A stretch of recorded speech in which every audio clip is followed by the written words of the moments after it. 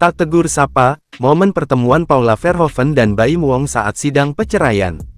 Artis Paula Verhoeven hadir di sidang cerai perdananya dengan Baim Wong di Pengadilan Agama Jakarta Selatan pada Rabu tanggal 23 Oktober tahun 2024. Sidang cerai perdana ini diagendakan sebagai mediasi. Paula Verhoeven hadir di Jakarta Selatan pukul 11.30 waktu Indonesia Barat mengenakan kacamata hitam, hijab abu-abu, sementara bajunya berwarna hijau muda.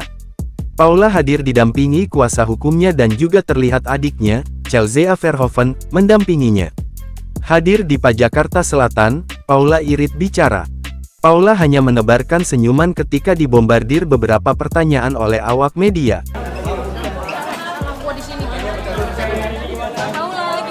Baca dulu bang.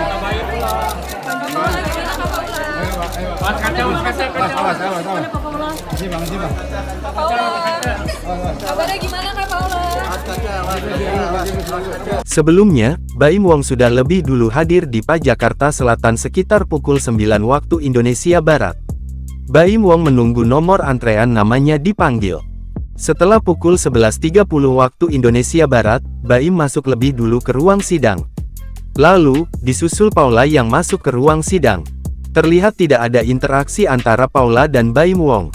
Paula dan Baim langsung duduk di tempat duduk yang sudah disiapkan. Paula duduk di sisi kanan, sementara Baim duduk di sisi kiri. Sebagai informasi, Baim Wong mengajukan permohonan cerai terhadap Paula Verhoeven pada tanggal 8 Oktober tahun 2024.